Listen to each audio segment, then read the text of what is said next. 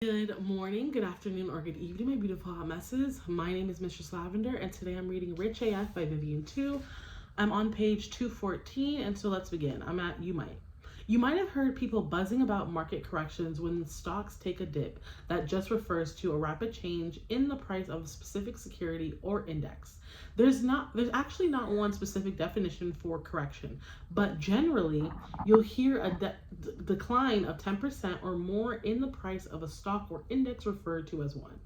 Corrections can last between a few days or months or even longer. And while they can be scary, corrections are also a healthy part of a financial ecosystem.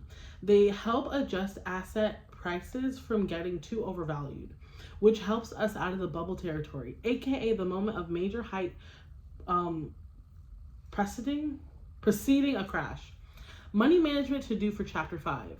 1. Review your budget and make sure your emergency fund is solid and you have accounted for investing money as part of your budget plan. Find out what investment account options are available at your employer ASAP. Enroll and set up your accounts if you haven't yet. Figure out what the annual match, if any, is. Map out your investing plan based on your Rich BFF checklist and start funding your accounts. Go to richaf.club for my recommendations on brokerages and robo-advisors. Make sure your investment dollars are allocated into assets. Pick investments to buy or use a robo-advisor. Sit back and observe. Over the next few weeks, check in on your investments and see what they do. Remember, do not panic if the line does not go up right away. Dips and market corrections happen. If you've allocated wisely, you have very little to show about long term. Chapter 6, whoop whoop, I'm ready for financial domination. On what page is this? This is page 217. Let's get ready. Okay, when I first moved to NYC, I was 22, fresh out of school, single, and ready to mingle. So naturally, I spent a decent amount of my free time dating. One night, I ended up on a date with this one guy, and it was going pretty well. Like, not love at first sight level, but not fake a phone call to escape level either. He was cute enough, the drinks were good, it wasn't a total waste of space. Now, I couldn't help but notice that homeboy was dressed up. We're talking Rolex, Ferramingo loafers, Hermes tie, and I was kind of surprised because he was around my age. And he said he worked on Wall Street. Of course, I too worked on Wall Street at that point, which meant I had a rough understanding of what he was probably making, and it was not Ferramanjo. Oh, I think I'm messing up that word bad, but and Hermes money. Ooh. At least I was not making that much money. I was splitting a 600 square foot studio apartment with another girl to save on rent and still buying those cheap drugstore pantyhose. So, maybe a little sus.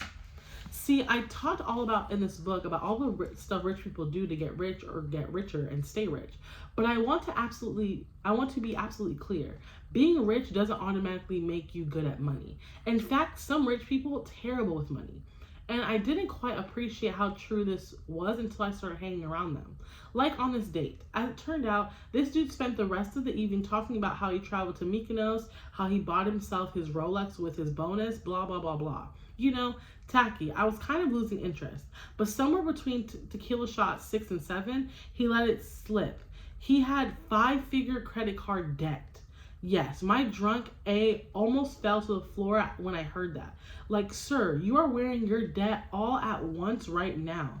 I'm looking at it. You are a walking billboard for bad decisions. Needless to say, there was not a second date. Hot take, but if someone's finances and financial goals don't jibe with yours, that's a big red flag.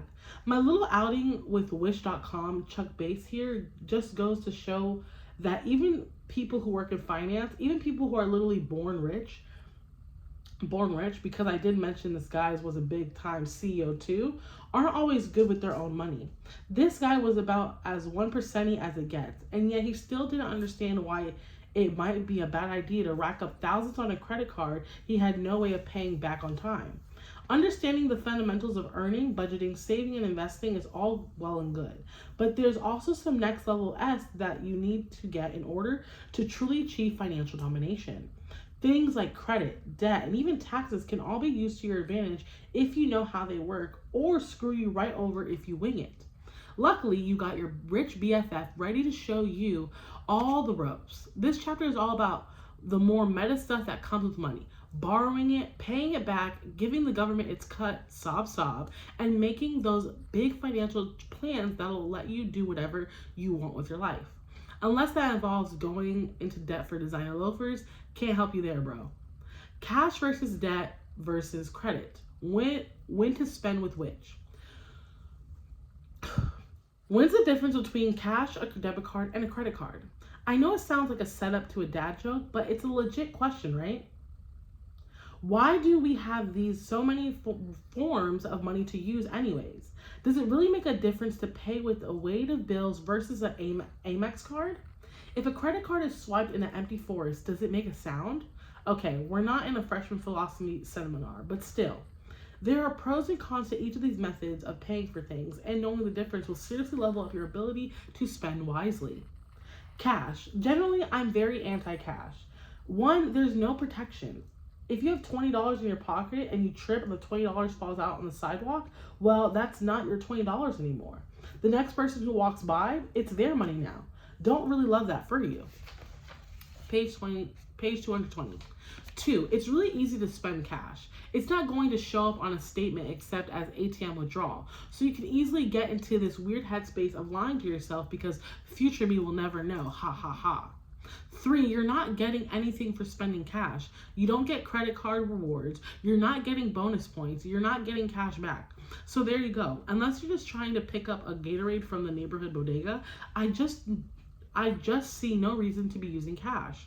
That said, there are certain perks to using cash. A lot of places, restaurants, salons, other service providers provide a discount for paying in cash, and that discount may be worth more than the amount you would make in rewards from a credit card. That's a very case-by-case basis. But if it makes sense, then it makes sense. Oh my gosh. Other places have a minimum spend for credit card purchases and are straight up cash only. Not my fave, but if you truly want just one bodega Gatorade and not 5, then you're better off paying in folding money. Finally, cash is king for tips. Unfortunately, credit card tips don't always make it back to the service industry folks in charge of your order for whatever reason. And if you like the peace of mind knowing that your awesome waitress gets all the money you're tipping her, you're better off handing her a 20.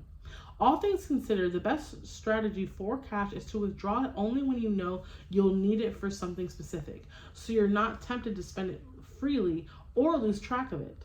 Personally, I get out cash to pay my housekeeper and my lash technician, but that's pretty much it. For everything else, that's a credit card. Your debit card is directly linked to your checkings account. It allows you to spend the money in that account either by swiping the card at a merchant or by withdrawing cash out of your bank for no fee, or getting cash out of an ATM for a small fee. And that should be its primary source in your life, getting you cash. Yes, your debit card might be